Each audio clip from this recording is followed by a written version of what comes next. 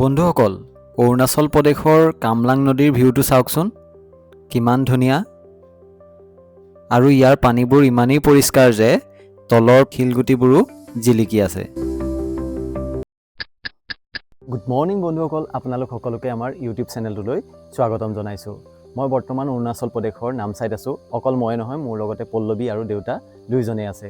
যোৱাকালি আমি এই পিছফালে থকা হোমষ্টেটোতে থাকিলোঁ। আজি ইয়াৰ পৰা আমি অৰুণাচল প্ৰদেশৰ পৰশুৰাম কুণ্ডলৈ যাম। আৰু আপোনালোক আহিলেও এই হোমষ্টেটোত থাকিব পাৰিব। টি হোমষ্টে বুলিয়ে আছে। আৰু ইয়াত চাওকচোন ধুনীয়াকৈ কেনেকৈ ইণ্ডিয়ান ফ্লেগখন লগাই থৈ দিছে, সঁচাকৈয়ে ভাল লাগিছে। আৰু এই হোমষ্টেটো আপোনালোকে চৌখাম তিনিআলিৰ পৰা পৰশুৰাম কুণ্ডলৈ অহাৰ ৰাস্তাৰ মাজতে পাব। গতিকে ইয়াৰ পৰা বৰ বেছি সময়ো নালাগে পৰশুৰাম কুণ্ডলৈ। মাত্ৰ 1.5 ঘণ্টা সময় আমি ইয়াৰ পৰা গ'লেই পৰশুৰাম কুণ্ড পাই যাম। পৰশুৰাম কুণ্ডৰ প্ৰতিটো বস্তু আপোনালোকক দেখুৱাবলৈ যত্ন কৰিম। বলকচোন আজি ভিডিঅ'টো আৰম্ভ কৰোঁ। এতিয়া 7:15 গৈছে আৰু 7:30 বজাত আমি এই হোমষ্টেটোৰ পৰা ওলাই যাম বুলি ভাবিছোঁ। কাৰণ আমি পৰশুৰাম কুণ্ড পাব লাগিব আৰু পৰশুৰাম কুণ্ডৰ পৰা আজি আমি বেক হোৱাৰ কথা। গতিকে বলক পেকিং কৰি পটাপট আমি ওলাই যাওঁ। এতিয়া পৰশুৰাম কুণ্ডৰ অভিমুখে আমি যাত্ৰা আৰম্ভ কৰিছোঁ। অৰুণাচল প্ৰদেশত যিমানবোৰ ৰাস্তা পালেও প্ৰায় সকলোবিলাক ৰাস্তাই ভাল, কিন্তু এই পৰশুৰাম কুণ্ডলৈ অহা ৰাস্তাটোহে বৰ ভাল নহয়। ঠায়ে ঠায়ে ডাঙৰ ডাঙৰ গাঁত আছে আৰু ৰাস্তাটোও ঠেক। দুখন গাড়ী ক্ৰছ কৰিবৰ কাৰণে যথেষ্ট অসুবিধা হয়।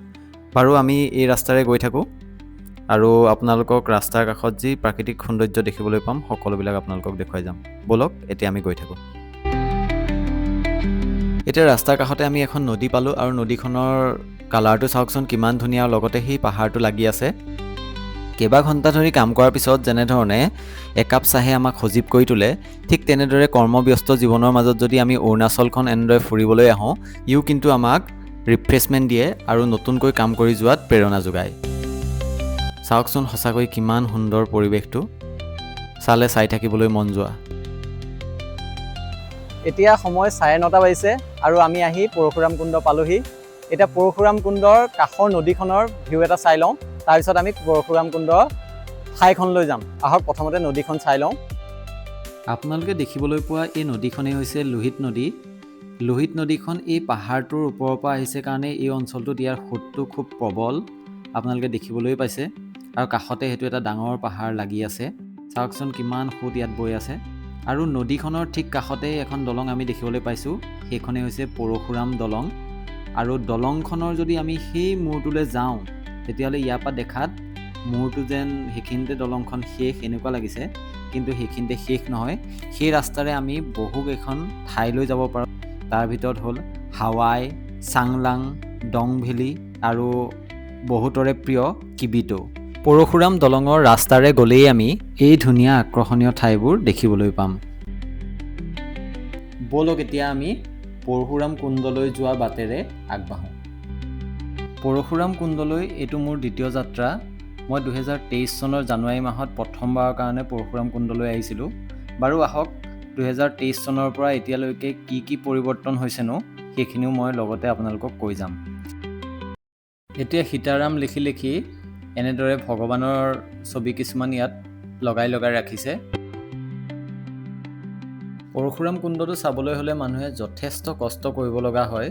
আপোনালোকে যে এই ষ্টেপবোৰ দেখিবলৈ পাইছে, এই ষ্টেপবোৰেৰে গৈ গৈ আমি এটা পাহাৰ অতিক্ৰম কৰি আকৌ ষ্টেপেৰে নামিব লাগিব, তেতিয়াহে পৰশুৰাম কুণ্ডটো দেখিবলৈ পাম। মোৰ দেন 550 ষ্টেপছটোতো আছেই। আৰু সেয়া নতুনকৈ এটা বস্তু দেখিবলৈ পালোঁ, পৰশুৰামৰ এটা মূৰ্তি ধুনীয়াকৈ পাহাৰৰ ওপৰত বনাই আছে। এইটো সম্পূৰ্ণ হোৱাৰ পিছত সঁচাকৈয়ে ধুনীয়া লাগিব। আৰু ইয়াৰ কাষতে পৰশুৰামৰ মন্দিৰ। আমি প্ৰথমতে পৰশুৰাম কুণ্ডলৈ যাম আৰু ঘূৰি আহি এই মন্দিৰটোত সোমাম। আপোনালোকে ভিডিঅ'টো চাই থাকক। বলক এতিয়া আমি চিৰিৰে আগবাঢ়ি গৈ থাকোঁ। ফাইনেলি আহি আমি পৰশুৰাম কুণ্ড পাই গ'লোহি। আৰু পৰশুৰাম কুণ্ড পায়েই এয়া নদীখন চাওকচোন, কেনেকুৱা খৰচোতা নদী, বা সোঁত দেখিলেই ভয় লগা। ইয়াত যদি মানুহ পৰিবলৈ হয়, বচাৰ সম্ভাৱনাটো একেবাৰে 0% বুলি ক'ব লাগিব।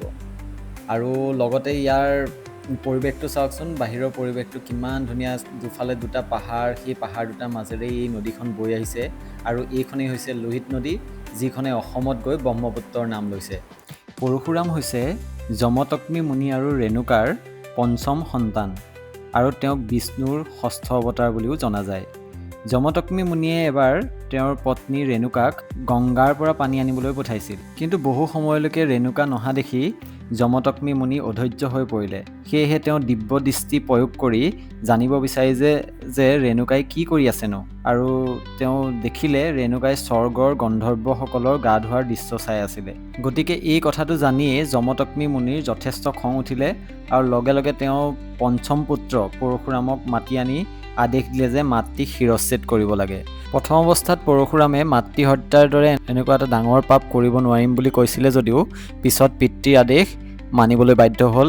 লাহে লাহে পৰশুৰামৰ অনুশোচনা হয় আৰু মাতৃ হত্যাৰ দৰে এটা মহাপাপৰ পৰা পৰিত্ৰাণ পাবলৈ তেওঁ ভগৱানক ধ্যান কৰিবলৈ আৰম্ভ কৰে।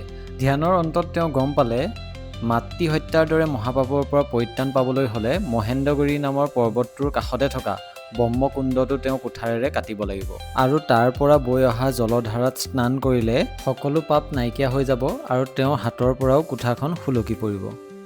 এইটোৱে আছিলে পৰশুৰামৰ কাহিনী, আৰু পৰশুৰাম কুণ্ড চাই আমিও ঘূৰিছোঁ। এয়া পল্লৱী, মই, দেউতা তিনিওজন পৰশুৰাম কুণ্ডলৈ আহি আছোঁ, আপোনালোকে গম পাইছে। আৰু দেউতাই ইতিমধ্যে পৰশুৰাম কুণ্ড চালে। এতিয়া চোৱাৰ পিছত দেউতাৰ অনুভৱটোনো কি, কেনেকুৱা পালে দেউতাই চাই আমাক জনাব। দেউতা কওকচোন। সঁচাকৈ বহুত ভাল লাগিল, বহুত মনোৰম দৃশ্য, আৰু মনৰ আশা আছিল পৰশুৰাম কুণ্ড চাম বুলি, আৰু আজি মোৰ সেই আশা পূৰ্ণ কৰিলেহি। মোৰ ছোৱালীয়ে আহি মোক আশা পূৰ্ণ কৰিলেহি। ভাৰতবৰ্ষৰ বহুত জেগা চালোঁ, চিমলা চালোঁ, দাৰ্জিলিং, কাশ্মীৰ, লাডাখ আদি যিমান দূৰ চালোঁ, তাতকো ভাল যেন লাগিল মনোৰম দৃশ্য এই পৰশুৰাম কুণ্ড। সেইকাৰণে সকলো ৰাইজকে অনুৰোধ কৰোঁ যাতে পৰশুৰাম কুণ্ড এবাৰ চাই মনৰ আশাটো পূৰ্ণ কৰে। এতিয়া আমি পৰশুৰাম কুণ্ডৰ পৰা উভতি আহিছোঁ, আৰু উভতি আহোঁতে দেউতাই পৰশুৰাম কুণ্ডৰ একেবাৰে তলৰ পৰা প্ৰতিটো খটখটি হিচাপ কৰি কৰি আহি আছে। কিমান নম্বৰ ষ্টেপ পালোহি? 455। বা এতিয়া আহি আছোঁ আৰু মাজে মাজে বহি লৈছোঁ, বহিবলৈ ঠাই পাইছোঁ। আহি আছোঁ, ষ্টেপ হৈ গ'ল 487টা হৈ গ'ল। 487টা ষ্টেপ আমি তলৰ পৰা হিচাপ কৰি আহিলোঁ, আৰু আমাৰ এতিয়াও বাকী আছে, এতিয়াও আছে। এনেকৈ আহি আছোঁ, লাহে লাহে আমি আহি আছোঁ। মাজে মাজে ৰ'দ, মাজে মাজে ঠাণ্ডা, ৰ'দ নাই, গৰম বেছি পৰিছে, গা ঘামি গৈছে, তথাপি দৰ্শন কৰি আহিলোগৈ। আৰু মনৰ ইচ্ছাটো পূৰ্ণ হ'ল, এতিয়া আৰু চিন্তা নাই। যেতিয়া পৰশুৰাম কুণ্ড চাই আহিলোঁ, এতিয়া কাৰোবাক ক'ব পাৰিম যে পৰশুৰাম কিনো, পৰশুৰাম কুণ্ডত কি পোৱা যায় আৰু কেনেকুৱা দেখিবলৈ, আৰু কিমান কষ্ট কৰিলে পৰশুৰাম কুণ্ড তুমি পাবাগৈ, তাৰ বিষয়ে মই ৰাইজকো জনাব পাৰিম, কোনোবাই সুধিলেও ক'ব পাৰিম। আগতে নাই দেখোন। এতিয়া সন্মুখতে এটা পৰশুৰাম মন্দিৰ আছে, আমি পৰশুৰাম মন্দিৰো দৰ্শন কৰিম। দৰ্শন কৰি অকণমান তেওঁক চাই যাওঁ, আৰু কেতিয়া আহিব পাৰিম তো তাৰ কোনো সময় নাই। হয়তো আহিবও পাৰোঁ, হয়তো আহিব নোৱাৰিবও পাৰোঁ।